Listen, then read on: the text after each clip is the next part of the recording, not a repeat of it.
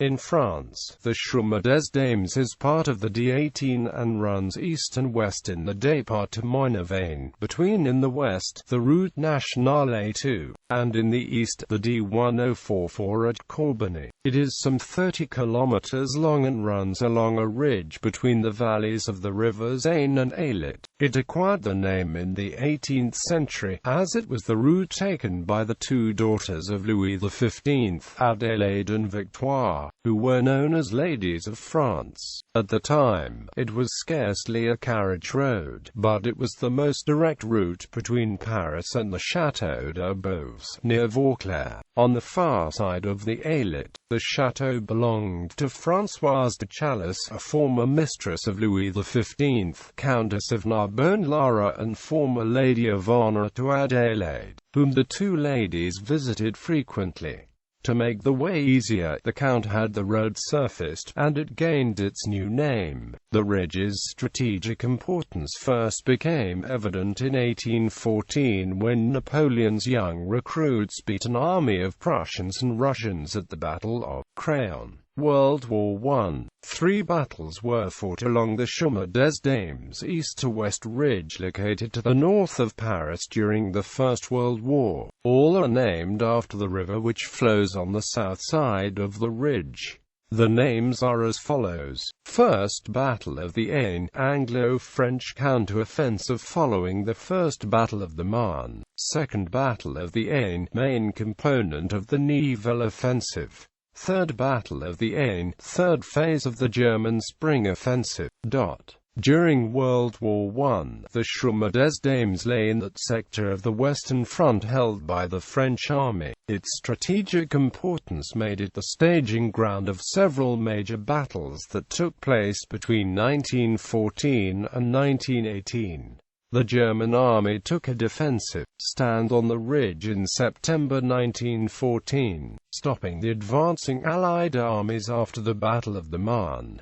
After intensive combat, Germans took control of the plateau in November 1914. The front line then remained static until March 1917, during which time several thousand soldiers died in local attacks or coup de main operations. On the 25th of January 1915, German forces captured the Kreuter Farm, the last remaining French position on the plateau. The best-known battle, called the Second Battle of the Aisne, took place between the 16th of April and the 25th of April 1917.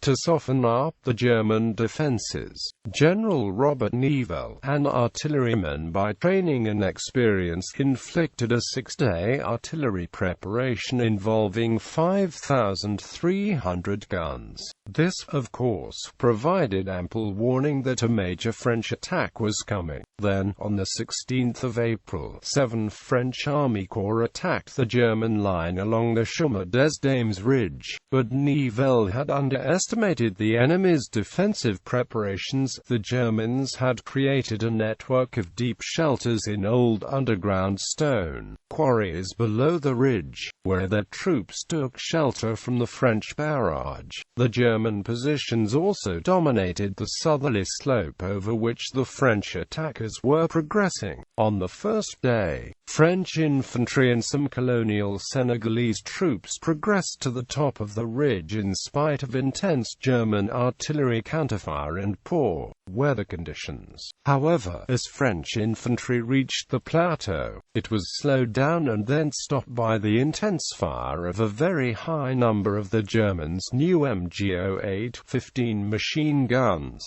As a result, the French took 40,000 casualties on the first day alone. Furthermore, during the following 12 days of the battle, French losses continued to rise to 120,000 casualties. The final count, when the offensive was over, was 271,000 French casualties and 163,000 Germans' casualties. The German defenders suffered much less but lost some 20,000 prisoners, 40 cannons, and 200 machine guns. The high French casualty count, in so few days and with such minimal gains, was perceived at headquarters and by the French public as a disaster. later. Furthermore, the agonizingly slow evacuation of the French wounded also demonstrated a lack of logistical preparations. Nivelle had to resign, and the French army became plagued by many refusals to march, amounting to mutinies in several infantry divisions. This situation developed into a threat of complete disintegration. General Pétain, who had opposed this offensive, was called in to take over from Nivelle and to re-establish order. This he did without harsh collective punishments. A total of 629 men were sentenced to death, but only 28 men who had fired weapons at the superiors were executed. Conversely, he instituted positive changes, such as longer home leaves and better food and medical, surgical assistance for the troops. Eventually normalcy came back in the fall of 1917. The British Army took over the defences at the western end of the ridge during the following 12 months, thus bringing relief. During the summer of 1917, the Battle of the Observatories was a series of local attacks and counterattacks to gain control of high positions commanding the views between Craon and Lafaux. In October, after the Allied victory of the Battle of Malmaison, the German forces left the Chemin des Dames and moved to the north of the Ailette River Valley. The Third Battle of the Aisne came as a complete surprise to the Allies, including British troops who had been sent there to rest in a quiet sector. A German breakthrough was aided by orders of a French general to mass troops in the front line, a tactic by this date discredited. The penetration broke into open country and fighting went on from the 27th of May to the 6th of June 1918, but ran out of energy owing to lack of a strategic objective and lengthening supply lines.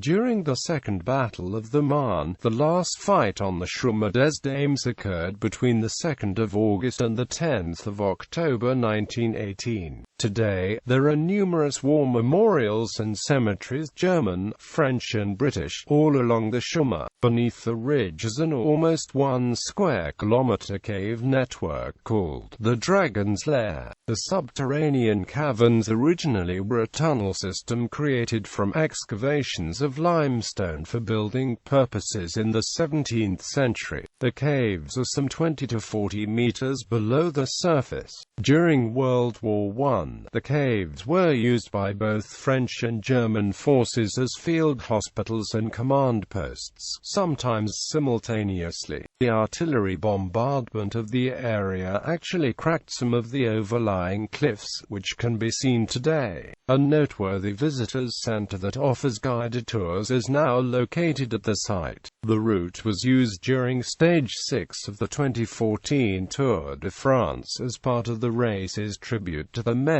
killed in the 1914-18 war. Cemeteries. Approximately only half of those who are buried at Chemin des Dames cemeteries could be identified. The others were interred in ossuaries or into collective graves. Note: the following list of national cemeteries does not include the names of municipal cemeteries in France holding burials of soldiers lost in the battles. French national cemeteries, German national cemeteries, British national cemeteries, Italian national cemetery, Superior. Other national cemetery sections, Denmark, section in the French National Cemetery at Braine, United States, section of Aisne American Cemetery and Memorial near Férentardenois.